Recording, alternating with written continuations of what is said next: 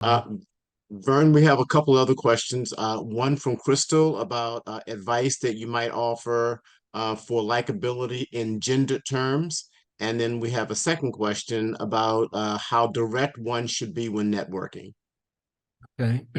Well, in terms of likability, um, I mean, the list of traits for likability are things that, hopefully we've all learned from our moms and our dads and our teachers growing up. Respect the other person, regardless of who they are or where they come from. Be courteous, be polite, thank people when they help you. Be conscious of how much airtime you're taking. In other words, none of us like to get into a conversation where the other person's talking and talking and talking and talking and talking. That just turns us off. So it's all of those behaviors.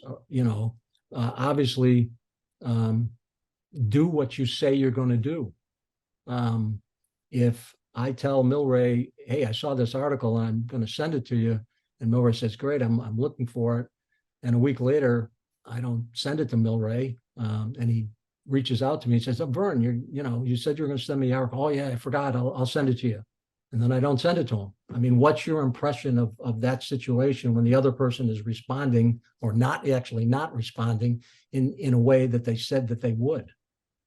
Is that someone you want a relationship with? And we all, early on in relationships, we're just beginning to learn about the other person, who they are, what their values are, what their personality's like. And we're not going to have a network of 1,000 trust-based, mutually beneficial relationships. That's not going to happen. That's going to be a much smaller number, but those are the relationships that'll make a difference, again, in your professional life and your personal life. And the second question was... Well, before we get to the second question, Crystal, do you want to come off of mute and just talk about the gendered connection? I do. Sorry, I've had my phone up where I was typing a question. So you kind of touched on what I was talking about, but I've read a study recently that in meetings, men perceive women as speaking 60% more than we actually have. And in communication styles, when women speak directly, they are perceived as being aggressive, whereas men who speak directly are perceived as having leadership potential. Yeah. So what I wonder is, how can a woman in an executive position overcome the likability factor? Well, that's a great question, and I don't have I don't think I have the answer to that particular question. That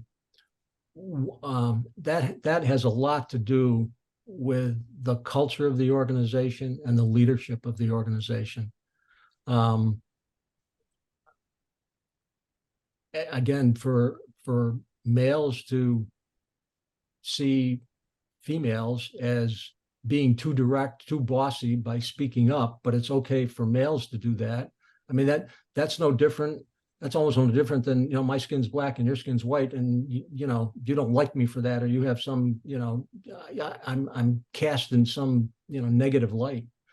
I wish I had the answer to that. I could probably make a lot of money with a consulting company if I could solve that problem.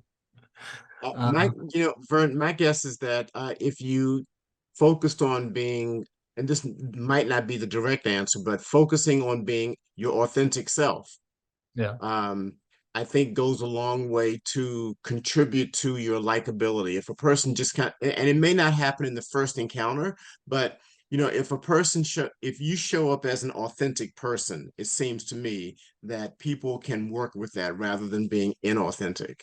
Yeah, and putting on a mask. Yeah. Obviously, being your authentic self and being who you are, and don't try to fake things. I would say the other thing, and I mentioned the culture of the organization. If that's the type of culture that's in a particular organization, it's really the leaders of the organization if again.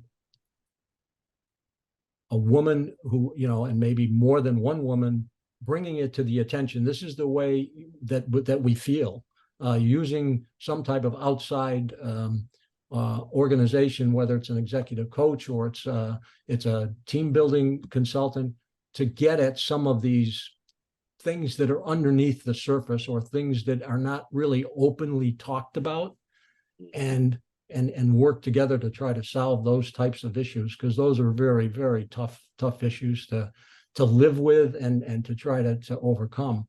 But wouldn't it be nice if those types of things happened and the behavior in the organization changed?